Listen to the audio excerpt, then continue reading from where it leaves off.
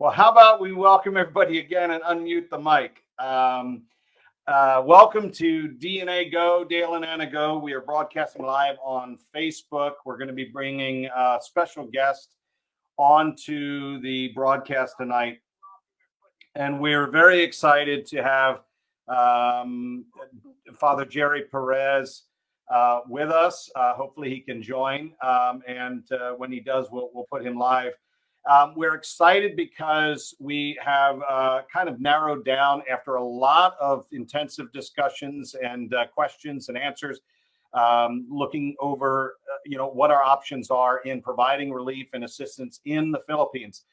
For those of you who may not know, and I don't want to sit on this point because we've been broadcasting quite a bit, so you're probably aware of it, but a typhoon hit the Philippines, and it basically caused a lot of heavy rain. That heavy rain affected some of the water systems and some of the agricultural systems, and some of the provinces in the area encountered landslides, basically a lot of challenges with just everything. So what we saw is we actually saw unfortunately, we saw, people lost their homes because of the landslides. So what we did is we said, okay, what can we do to really be an impact and to help people in that area and to do what we can. So what we did is we started a campaign. Our desire was to really understand what the need was on the ground. And then in the process of doing that, to understand how we can best be a blessing to others.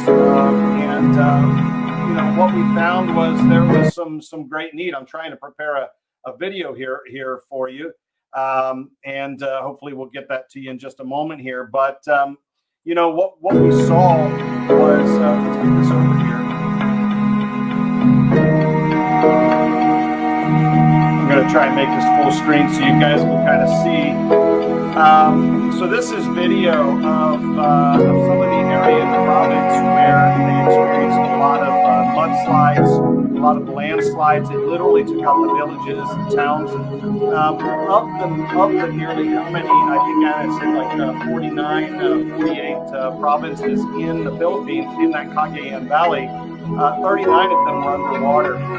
The video you're watching right now is a kind of a video that shows some of the devastation that took place, and literally the mudslides came in and took down the homes, literally wiped out homes. I think right just under 70 people lost their lives. And what was the most critical impact was that people lost their homes.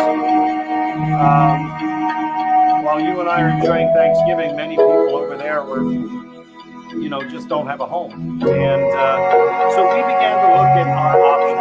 We started a campaign through GoFundMe to raise $1,000 so that we can give back to this area. And for those of you that don't know, Anna is from Tuguegarao City, and that is in the Cagayan region, in the Cagayan Valley in the Philippines, and this area that was impacted by the rains and the floods. And so we wanted to do something. So we started this campaign and we set out to provide food and water. What we found is over the last week or so is that there's a lot of relief pouring in, and the need that was there. We found that basically people were struggling because they were eating, but they were not able to. They weren't able to actually have a home to go to. So they can have a meal, but they didn't have their home because everything was taken from them. So some of what you're looking at here is the people describing what took place. They're talking about how they're basically applying for assistance.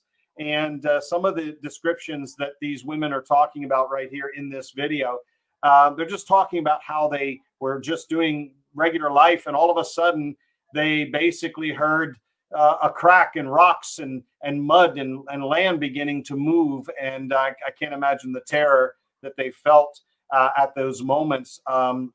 Again, let me go back and rewind this for those of you that are just joining as we kind of talk about this. It's so important that we understand what's kind of taking place. So we finally connected with a ministry in Tuguegarao City, or outside of Tuguegarao City, and that ministry really has a heart to help these people long term. And we said that's what we want to do. So what we found, and I'll show you some pictures here in a little bit. I still want to take some time to kind of look at what's going on over here, and let those of you who have just joined kind of see the devastation that took place. The entire village is pretty much under mud, and so what we said is we want to do something long term. If I talk too much, I get emotional, so I don't want to talk too much about it, but just do something that really has a long term and lasting impact in helping the people there. It's just one of those things. I'm waiting for Father Gerry Perez to join our program here. I haven't seen an invite, so we're hoping to have him be able to join here. Maybe Anna, you can reach out to him and see if you can reach him. And but I just want to say thank you to every one of you that is given. We're getting there. We're very close to the $1,000 mark. We just had a couple of gifts come in the last couple of days. We wouldn't be able to do it without you guys, honestly. And so if we can get Father Perez on the broadcast tonight. You know, we were scheduled to meet with him, and so we had sent him a request and wanted to really invite him to share his heart, and kind of share what he is doing and what his passion is, so that we can kind of understand, you know, what's going on, and we wanted to share that with you. And so I want to leave that to him. So please forgive me if I'm killing time here a little bit. I would like to have him be able to share out of his. Let me see what's going on here, and have him actually be able to actually communicate really what's going on the ground, and we'll do that. So Father Gerry is having difficulty coming in. I'll tell you what. So he can see us in the live stream. I think what we're going to try and do is I'm going to call him and then see if maybe we can talk with him and you can hear him, so we can do that. Hi there, Father Gerry. Are you with us? Yes, Dale, thank you. Thank you for having me in your I need program. you to go. Hold one moment, Father. Can you go check and see if you're able to hear him? Okay. Okay. So Father Gerry, thank you for joining us tonight. My pleasure, Dale. My pleasure. Thank you for having me too. Yeah, and we're so sorry for the technical difficulties. You know, we you always wish something goes smoothly, but we're going to do the best we can here and share the vision a little bit. So just wanted to say it's about 13 hours time difference there in the Philippines. Is that correct, sir? That's right. We are about 8 yeah. 8 o'clock here in the morning in San Jose, Bagao, in the Philippines. So for us, it's good morning. Yeah. Well, thank you for joining us. I know that we've been talking with you the last few days, and you know, I just had, I wanted to ask you a few questions and start off with a little bit about who you are and what you do and what your passion is for people. Yeah, first of all, I wish to greet all your listeners. Hello from the Philippines. I am Father Gerry Perez, a 32-year-old in the ministry. I've been in the ministry for 32 years. On December 5 this year, I will be celebrating my 32nd year in the priesthood, in the ministry. And I am currently assigned in San Jose, Bagao, Cagayan. And Bagao, Cagayan, that's basically in the Cagayan Valley in the provinces that were impacted by the recent typhoon. That's right. We are one of the top 3 worst hit in the province of Cagayan, Bagao, Amulong, and Alcala. So in the recent Typhoon Ulysses, we have been the most severely hit towns in the province. So, Father Gerry, could you explain to us what kind of impact the typhoon had? What was the actual impact to the people, to the livelihood, to the agriculture, and to just families in general? What happened? Yes, on November 10 or 11, we had for the past few weeks, there were successive typhoons that hit other parts of the country, and we had about 3 or 4 of them. But the irony of it all was this Typhoon Ulysses was supposed to hit other parts of the country and not Cagayan.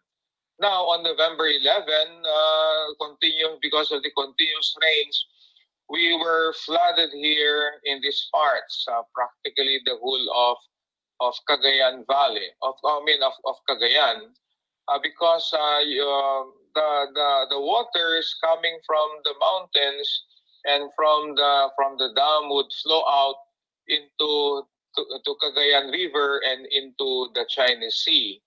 and so practically we're the ones affected when there are heavy rains. So we are a flood-prone area, and so on that fateful day, fateful days 11 and 12 of November, we experienced the worst flooding since 1972. Wow. And that was what the experts were telling us. The worst flooding that we experienced since 1972, and that was in Shenyang, the typhoon Shenyang. Now, and people stayed on rooftops for practically for the whole night, and their farms are practically destroyed. And we recently had a harvest, but in the Philippines, we do not have a site. We do not have silos, and so the drying would be done on the roads and the highways. And so the people, the farmers, practically their produce, their yields were destroyed, and plus their homes too, were some of them anyway were destroyed. In Taytay Bantay, where in one of the areas in my parish, there are about 110 families that are affected by the landslide brought about by the flood. Now, Father Gerry, is it when we talked the other day, we actually have seen that number climb? Isn't that correct, sir? That's right, because in the early days, our Mines and Geosciences Board condemned the areas or zones 6 and 7 in Taytay, in one of the villages of my parish. Now, because of the recent assessment of the area, they also condemned zones 4 and 5. So it's four zones now, 4, 5, 6, and 7. So that number climbed to 189 to be exact.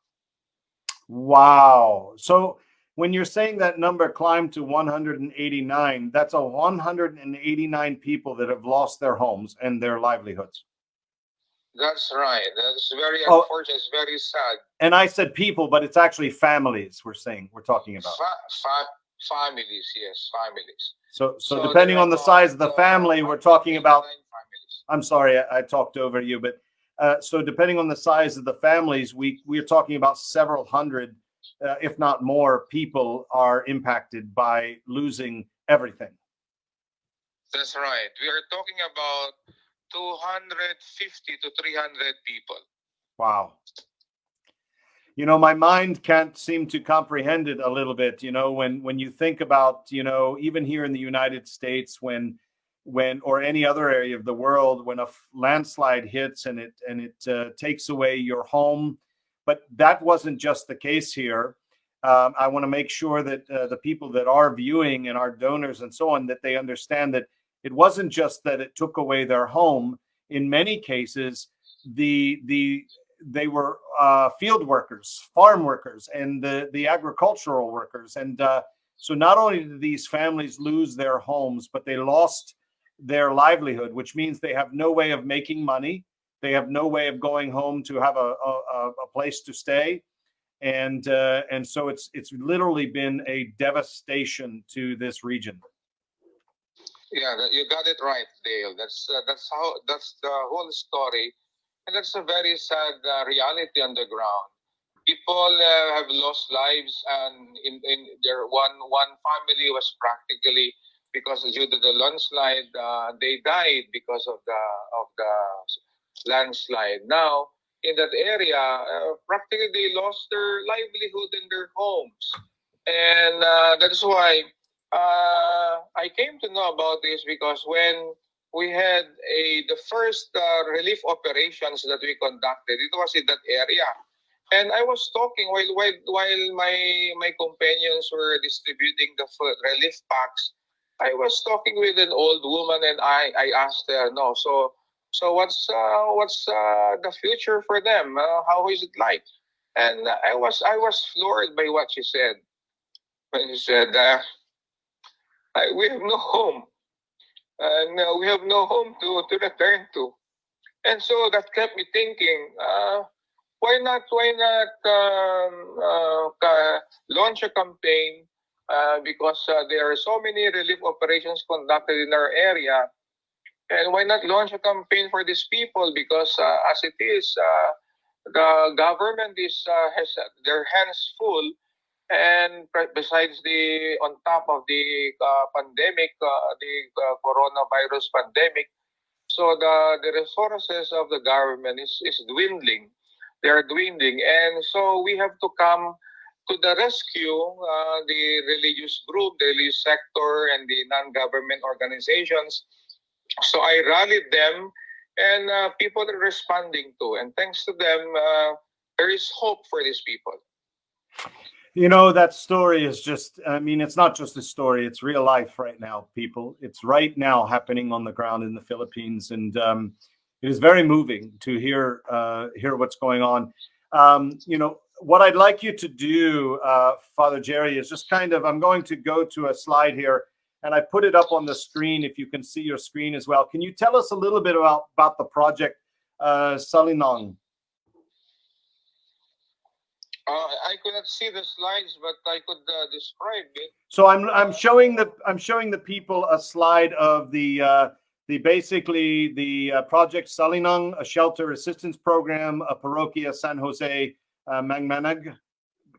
I'm gonna I don't want to start trying to speak Tagalog because I can't do it, but it basically says, let us rebuild lives by providing shelter to those rendered homeless by Typhoon Ulysses. And then, so can you tell us a little bit about this this project, please, and explain what the idea was that you had, and what you have put into place to do for these people? Yeah, thank you, Dave, for the opportunity to explain a little bit about Project Salinong. Salinong is an Ilocano term for shelter, and what we conceived was.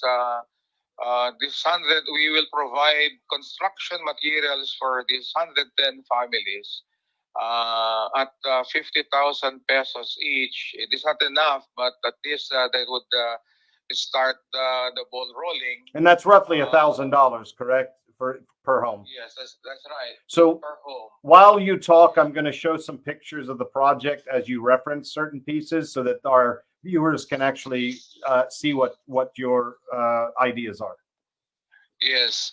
So again, there are 110 now, 189 families because of the area has widened.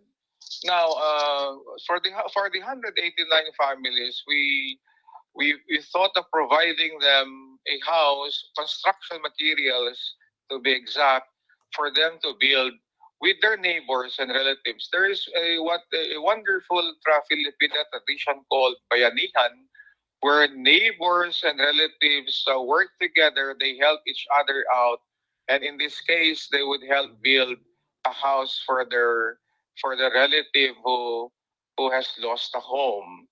And so we are trying to build on that, the Filipino spirit of bayanihan, and provide the materials with which they can construct their houses. And so that's about it.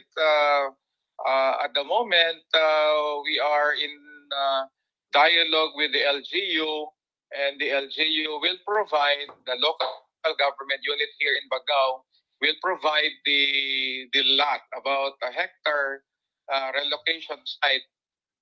And each slot will or each family would have about a 60 square meter lot, and on which we could build, or they could build their homes. And it is just a starter kit, so to speak, just to build, just for them to have a shelter over their head. And so let me clarify a little bit for our viewers, and just so that people can kind of understand what's going on. So basically, Father Gerry and the teams there went to the government, the local government, and they really poured their hearts out with an idea to build basically $1,000 homes. Now you can't build a home for $1,000, but But that provides, they have a relationship with construction to be able to get the construction materials, and then have the people participate with some sweat equity, as we call it, and they help participate in building a neighbor's home and building another person's home and family and community. And as you can see on the screen here, the government, let me go back one screen here. So the government gave two separate plots of land. If you look here at what I'm showing, in actually, of all places, it's land that has been designated for a cemetery. But so we find that where there is death, God is giving life. So That's a nice way of putting it. and so as you can see, there's two plots that the government has given to this organizations to build these homes. Now, as you look at the pictures that I'm going through here, this is the first area, and you can see that they're basically conjoined homes, many to a land area, and with streets and the names. The government has already given names to the streets and provided the land and everything for that, for zoning. So there's the second one, and you see there's an access road that's proposed, and you can see that the homes are there, and these homes are really not large. They're kind of tiny homes, but they're actually the land has been selected. So as I'm showing you on the screen right now, this is the team that's out. They're looking at the land and surveying the land right now, and then you have they're basically just getting ready. These are the engineers that are going to be working with these families. Now, the exciting part is what I'm about to get to, and I want to show my viewers and the home that we're looking at. And this is obviously an architectural rendering, but as you can see, it's a block structure with a little bit of a land and yard and some living space that people can start over and rebuild their lives. And this is what our project is all about. And we're so excited to be partnering with Father Gerry and the team there. We really have tried hard to make sure that we can invest the money in the right way, in the right place, for accountability. And we so were moved by Father Gerry's vision to help these people that we said, let us join with Father Gerry in the vision there. So we are prepared to do one home for a family. We will be hopefully getting pictures from a family that we've touched with a home as we go through the campaign. So even if right now we start, we're not going to be stopping relationship after we give and donate. We have had gifts come in from the Philippines. We've had gifts come in from Saudi Arabia, gifts come in from the United States, all over. And you people have risen up to help, and we couldn't do it without you. And I want to say thank you from the bottom of my heart. Father Gerry, is there anything else that you'd like to share with our listeners? We're just so honored to partner with you. Hello. Yes, Father Gerry. I was just saying, is there anything else you'd like to share with our listeners? We are honored to partner with you, and as we kind of bring things to a close tonight, I just wanted to know if there was anything you wanted to share with our listeners. I just want to thank our listeners, and especially you, Dale and Nana, for reaching out to us in our time of need. And this is very, very touching for us. And it is an emotional moment here. So any help will do a lot in making a difference in the lives of our people.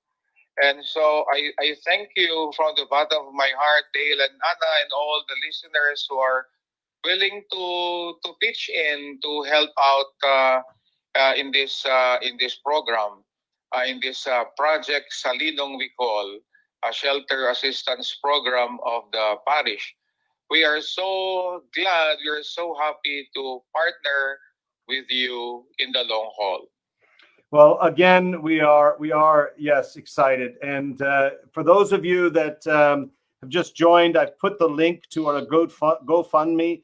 If you'd like to be a part of the campaign, I know we'll provide it also in the Facebook notes, in the Facebook link. So be on the lookout for that.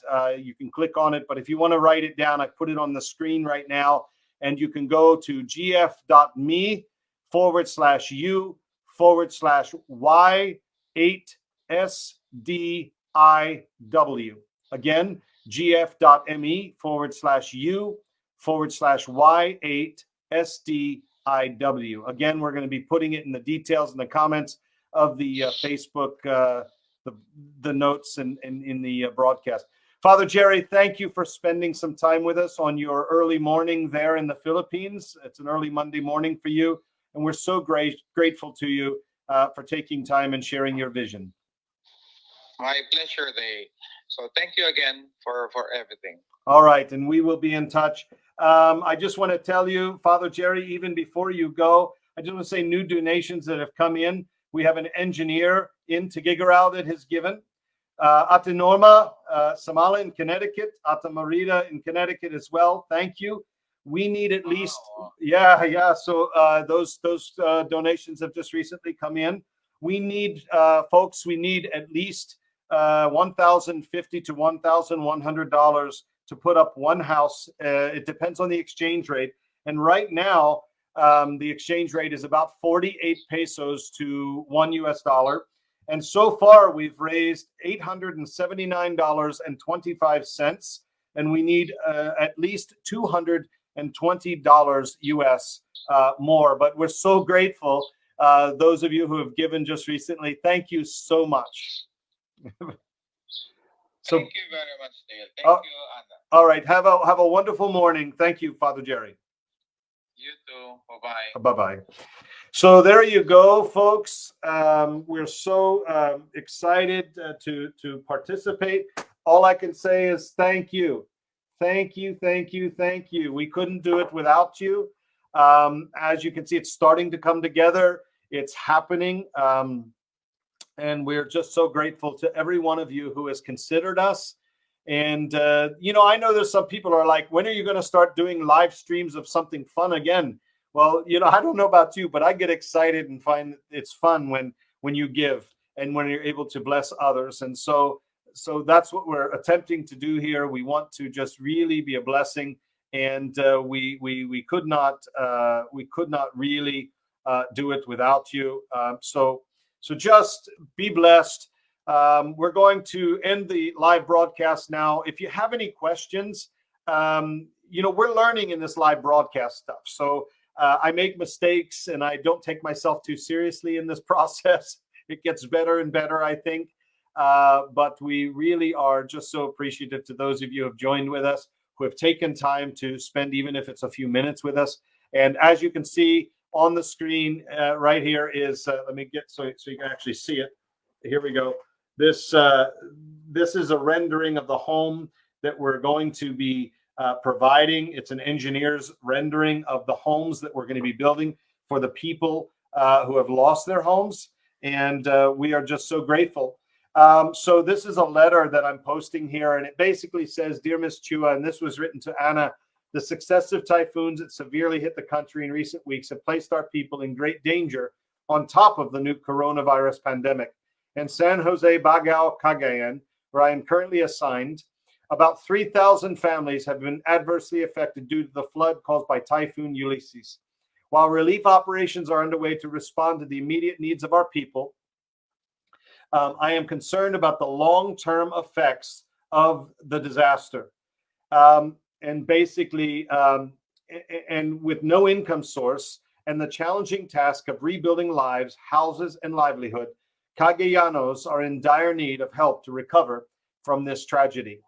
While the other organizations and kind-hearted individuals have focused their efforts on giving relief goods, we would like to start Operation Salingang. I know I'm butchering that. Those of you Filipino, sorry. But Salinang Project, a shelter assistance program to help those whose houses were totally damaged.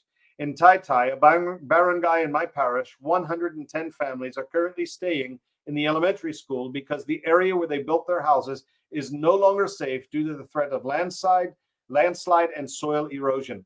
They've been strongly advised to relocate to safer grounds. We are closely working with the local government of Bagao for the acquisition of a lot, which they've already obtained the lot, where the evacuees can rebuild their lives. They offer to help build low-cost housing worth 50,000 pesos each unit for those with no ability to construct their homes. And this is where they need financial assistance. Let us partner together to help the affected families get back to their feet at the soonest possible time. Lumber and construction materials for rafter or trusses and purlins, all wood requirements will come from confiscated lumber by the Department of Environment and Natural Resources. They are inviting volunteers to help construct the houses in the spirit of what they call bayanihan, that Filipinos are known for, and monitor the project until its completion. So they're going to be monitoring the project, and they are already working with that. We are excited. If those of you, somebody would like to contact the parish directly, we can provide that information. We're glad to do that. But Father Gerry just says, basically, thank you very much for any response you will make regarding our appeal. We look forward to partnering with you to proactively respond to the plight of our suffering people. So there you go. What else can I say? I know I talk quite a bit. There's only 2 words that I really need to be using here, and that is thank you. 2 words.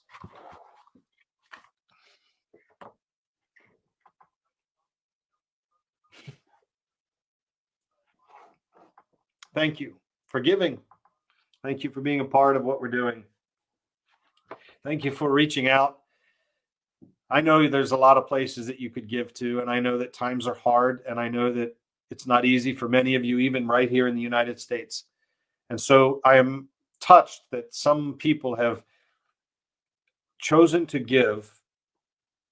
Some people have given $100, but many of you have given $5 or $20. And I know that that's a struggle for some of you. And I just want to say again, thank you. Because without you, this project would be empty. We wouldn't be able to do it. I just want to say we appreciate you. Anna and I are so grateful for your friendship, for your partnership. And we ask you to share these videos if you can. This is our heart. This is what we love to do. And, go to our YouTube channel, like, share, and subscribe if you want to be a part of things. I'm still struggling with trying to simulcast to both places. So otherwise I would have shared on YouTube as well. But thank you for joining us tonight. Thank you for being a part of everything. And we just wish a wonderful blessing upon you. As we go, can we please end with a spirit and a heart of prayer over the people in the Cagayan Valley? And then I also want to pray for you, those of you who are listening. So just join with me. Father, I thank you so much for your blessing, provision, and safety, protection over the people in the Cagayan Valley that have been impacted by this Typhoon Ulysses and the flooding. And I pray that you will give the workers the necessities, the things that they need, the materials that they need, that you will protect them, that you will keep them safe as they work through and start to build these homes. I pray for a covering over Father Gerry and the people that he's working with. And I thank you for your just your hand moving among the people there on the ground in Tuguegarao and the surrounding provinces. And Father, right now, I turn to pray for the people that have joined our broadcast. Some people, you can just share it. Maybe you can't give financially, but you can share what we're doing with somebody else who can, or you can pray. And Father, I just pray for those who have given donations. I pray that you would give back to them. And, we are especially praying for those who donated, our supporters, our watchers, those of who have watched us. We're praying for you. We believe that God will bless you. You don't give to get, but when you give, you receive. God blesses you. And honestly, if you don't believe that in faith, believe it in karma. Believe it in the law of attraction. Believe it however you want to believe it, that when you give, you are blessed. And you feel good when you bless others. And so I just release a blessing upon each one of you who have joined our broadcast tonight. Have a wonderful evening. Be safe with your families. Have a blessed night. And I don't know what else to say. I want to pull Anna in, but she's off camera. She doesn't want to be. She's actually this way. I always get the camera stuff. Lean in here, Anna, and say good night to the people. Good night. We love you guys. Be blessed. Until we talk again.